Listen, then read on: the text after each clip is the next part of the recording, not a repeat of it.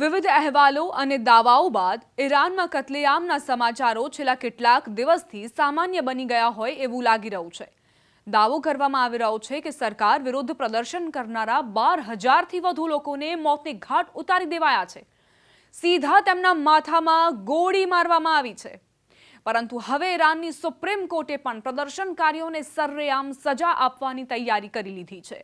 ઈરાનના ચીફ જસ્ટિસે જાતે કહ્યું છે કે અમે તાત્કાલિક ટ્રાયલ કરવા જઈ રહ્યા છીએ અને જે લોકોએ અમારા લોકોના માથા કાપ્યા છે તેમને સજા આપીશું।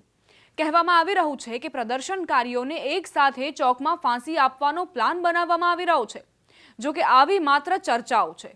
બીબીસી પર્શિયનના રિપોર્ટ અનુસાર ઈરાનની સુપ્રીમ કોર્ટના ચીફ જસ્ટિસ ગુલામ હુસૈન મોહસેની એજેઈએ કહ્યું છે કે જે તત્વોએ લોકોના માથા કાપ્યા અથવા તેમને રસ્તા ઉપર બાળ્યા તેમના પર જલ્દીથી જલ્દી કેસ ચલાવવામાં આવશે અને તેમને સજા આપવામાં આવશે। ચીફ જસ્ટિસ તહેરાનના નજરબંધી કેન્દ્રમાં ગયા હતા જ્યાં તેમણે રમખાણ કરવાના આરોપમાં પકડાયેલા લોકો સાથે સીધી વાત કરી। તેમણે કહ્યું કે પ્રદર્શનમાં સામેલ કેટલાક લોકો પર જાહેર કેસ ચલાવવાની યોજના બનાવવામાં આવી રહી છે જેથી દેશ જોઈ શકે કે જે લોકોએ દેશમાં અશાંતિ ફેલાવી તેમને કેવી રીતે સજા આપવામાં આવે છે। આ વચ્ચે અમેરિકાએ તમામ રાજકીય કેદીઓને તાત્કાલિક મુક્ત કરવાની માંગ કરી છે। તેને ડર છે કે સૌથી પહેલા આ જ લોકોને સજા આપવામાં આવી શકે છે।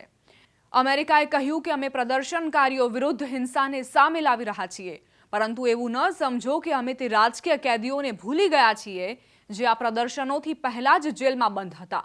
અમે ઈરાન પાસેથી આ કેદીઓને તાત્કાલિક મુક્ત કરવાની માંગ કરીએ છીએ। સંયુક્ત રાષ્ટ્રે પણ માન્યું છે કે પ્રદર્શનકારીઓને સામૂહિક મોતની સજા આપવામાં આવી શકે છે। સંયુક્ત રાષ્ટ્ર માનવાધિકાર આયોગે કહ્યું કે વિરોધ પ્રદર્શનોના જવાબમાં ફાંસીની સજા સરકારની પ્રતિક્રિયા ન હોઈ શકે। જો વાત કરવામાં આવે તો અત્યાર સુધીના ઇતિહાસમાં ઈરાનમાં 99% કેસમાં મોતની સજા ફાંસી દ્વારા જ આપવામાં આવે છે। તેને બે રીતે અમલમાં મુકાઈ છે। મોટાભાગની ફાંસી જેલમાં જ આપવામાં આવે છે જેમ કે તહેરાનની એવિન જેલમાં। જો કે અહીં સાર્વજનિક ફાંસી પણ અપાય છે જે ઈરાનને વિશ્વના અન્ય દેશોથી અલગ પાડે છે। ગંભીર ગુનાઓ જેવા કે બળાત્કાર, આતંકવાદ અથવા ડ્રગ્સ તસ્કરીમાં સામેલ શખ્સોમાં ડર પેદા કરવા માટે ગુનેગારોને છડેચોક ક્રેનથી લટકાવવામાં આવે છે।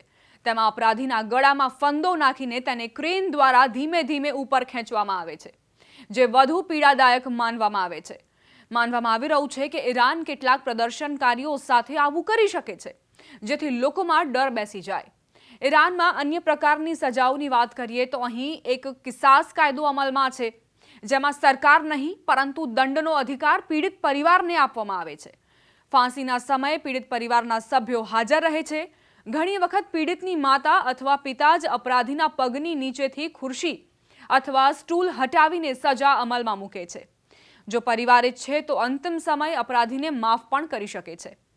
ઈરાનમાં એક સજા રજમ અથવા સંગસાર તરીકે ઓળખાય છે જે મુખ્યત્વે વ્યાભિચારના કેસમાં થાય છે। આ સજામાં અપરાધીને જમીનમાં અડધો દફનાવી દેવામાં આવે છે, પુરુષોને કમર સુધી અને સ્ત્રીઓને છાતી સુધી। ત્યારબાદ ભીડ અથવા અધિકારીઓ તેમના પર પથ્થરો વરસાવે છે જ્યાં સુધી તેમનું મોત ન થઈ જાય। આંતરરાષ્ટ્રીય દબાણના કારણે હવે ન્યાયાધીશો ઘણી વખત તેને ફાંસીમાં બદલી દે છે પરંતુ તે સંપૂર્ણપણે ખતમ નથી થયું। હવે એ જાણી લો કે ઈરાનમાં કયા કયા કેસમાં મોતની સજા થાય છે। તો ઈરાનમાં હત્યા ઉપરાંત ડ્રગ્સ તસ્કરી, બળાત્કાર, ઇશનિંદા, સમલૈંગિકતા અને સરકાર વિરુદ્ધ વિદ્રોહ માટે મોતની સજા આપવામાં આવે છે।